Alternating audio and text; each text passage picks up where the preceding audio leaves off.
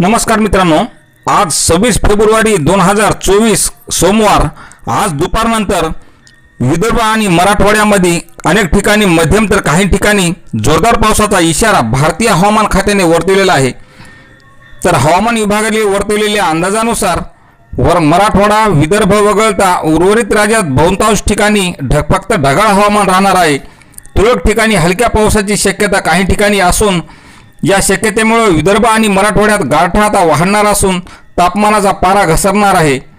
आज 26 फेब्रुवारी रोजी परभणी, हिंगोली, नांदेड, अकोला, अमरावती, भंडारा, बुलढाणा, चंद्रपूर, गडचिरोली, गोंदिया, नागपूर, वर्धा, यवतमाळ, वाशिम या जिल्ह्यात पावसासह अनेक ठिकाणी गारपिटीची शक्यता वर्तवण्यात येत आहे। तर उद्या 27 फेब्रुवारी रोजी मराठवाड्यातील हिंगोलीसह तसेच विदर्भातील याच जिल्ह्यात पावसाचा येलो अलर्ट दिलेला आहे। तरी शेतकरी बंधूंनी आपल्या शेतातील पिकाची लवकर काढणी करून घ्यावी असे आवाहन आज भारतीय हवामान खात्याने केलेले आहे। तर शेतकरी मित्रांनो, अशाच हवामानाची प्रत्येक बातमी पाहण्यासाठी चॅनलला सबस्क्राइब करा। धन्यवाद।